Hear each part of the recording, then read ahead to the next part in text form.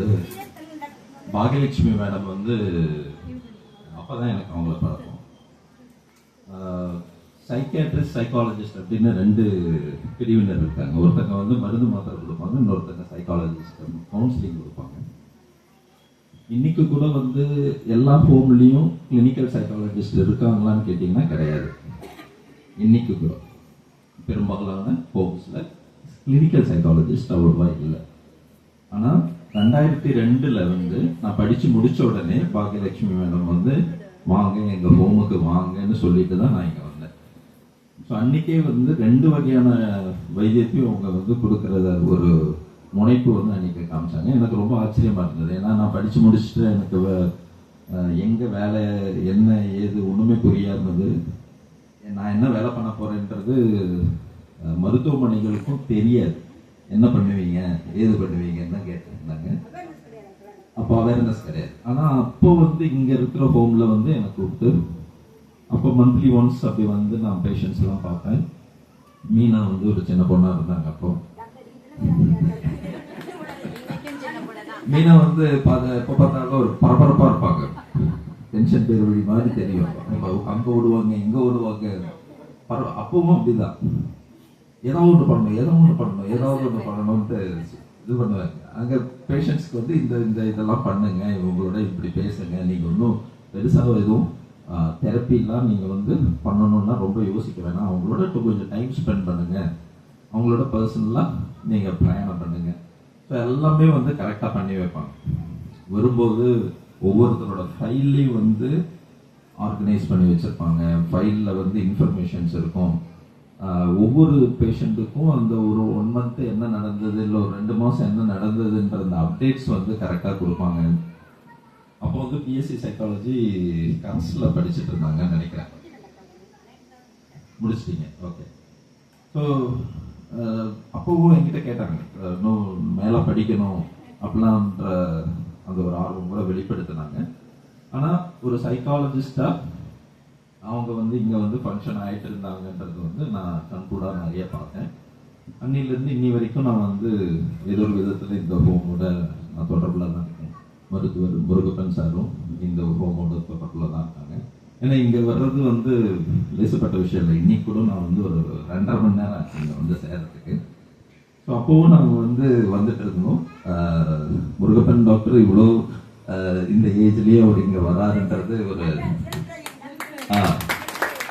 ஏன்னா எந்த சைக்கியாட்ரிஸ்டும் வந்து இந்த அளவுக்கு இவ்வளோ தூரம் போய் கிராமத்துக்குள்ள கிளினிக்குள்ள வேலை செய்கிறவங்க இருக்காங்க. அது நீங்கள் நிறைய பார்க்கலாம். கிளினிக்கை விட்டு வெளியே வர சைக்கியாட்ரிஸ்ட் ரொம்ப ரொம்ப அபூர்வம். அதுக்கு நீங்கள் வந்து ஒரு பெரிய கைத்தட்டலை கொடுக்கலாம். மக்கள் மருத்துவர்ன்றது காமன் மேன் சைக்கியாட்ரிஸ்ட்ன்றது எனக்கு அன்னிலேருந்தே வந்து நிறைய பேர் சொல்லியிருக்காங்க எனக்கு.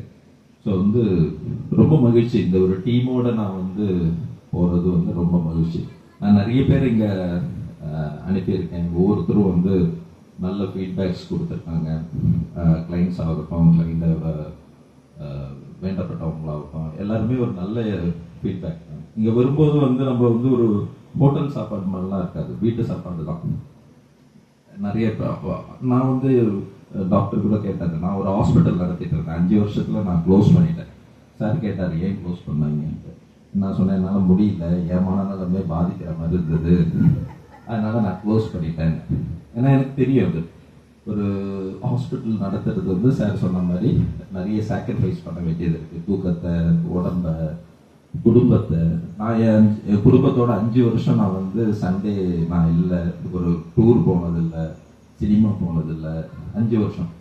அது எனக்கு ரொம்ப சிக்கலாகவும் இருந்தது. மற்ற பல காரணங்கள் இருந்தது. நடைமுறை சிக்கல் இருக்கு. நடைமுறை சிக்கல்னா பணச்சிக்கல் வரும், எம்ப்ளாயீஸை அப்பாயின்ட் பண்ணுறதுல பிரச்சனை வரும், எம்ப்ளாயீஸ் வந்து பேஷண்ட்ஸை அடிக்காமல் பார்த்துக்கிறது அதை விட பெரிய சிக்கல். 24 மணி நேரமும் நம்மளோட கண் அங்கே இருக்கணும், நம்மளுடைய நினப்பு ஃபுல்லாக வந்து அவங்க ஹாஸ்பிட்டல் மேலே இருக்கணும். 5 வருஷம் நான் நடத்தி பார்த்தேன், என்னால் முடியல, நான் க்ளோஸ் பண்ணிட்டேன். ஸோ அப்போ வந்து 25 வருஷமாக மீனாவோட ஹஸ்பண்டும் இந்த இடத்த ரன் பண்ணுறதுன்றது ஒரு சாதாரண விஷயம் கிடையாது. நான் அனுபவிச்சு சொல்கிறேன். அப்போ அந்த மாதிரிலாம் பார்க்கும்போது மீனா நிறைய இன்னைக்கு சைக்காட்ரிக் ஹாஸ்பிட்டல் ஆகட்டும், மருத்துவமனைகள் ஆகட்டும், கமர்ஷியலாக தான் போயிட்டு இருக்காங்க, எந்த டவுட்டும் வேண்டாம். சரிங்களா? 1 லட்சம் 2 லட்சம் ஒரு மாதத்துக்கு 2 லட்சம் 2.5 லட்சம் செலவு பண்ண கிளைண்ட்ஸ் எல்லாம் எங்கிட்ட வந்து பேசிட்டு இருக்காங்க. அப்படி இருக்கும்போது மீனா வந்து ரொம்ப ரொம்ப ரொம்ப ரொம்ப நீங்க நினைச்சு எட்டி பார்க்கவே முடியாத அளவுக்கான ஒரு சார்ஜஸ்லாம் போடுறாங்க. ஆக்சுவலி சர்வீஸ் பெட்டர் சர்வீஸ் தான், பெட்டர் இல்லை பெஸ்ட் சர்வீஸ் தான் நான் சொல்லுவேன். அதாவது அது சாப்பாடாகட்டும், மருந்து மாத்திரைகள் கொடுக்கறதாகட்டும், இன்ஹவுஸ் நர்சஸ் ஆகட்டும், சைக்கியாட்ரிஸ்ட் ஆகட்டும், ஜெனரல் டாக்டர் ஒருத்தர் வராரு, நான் வரேன். சரிங்களா?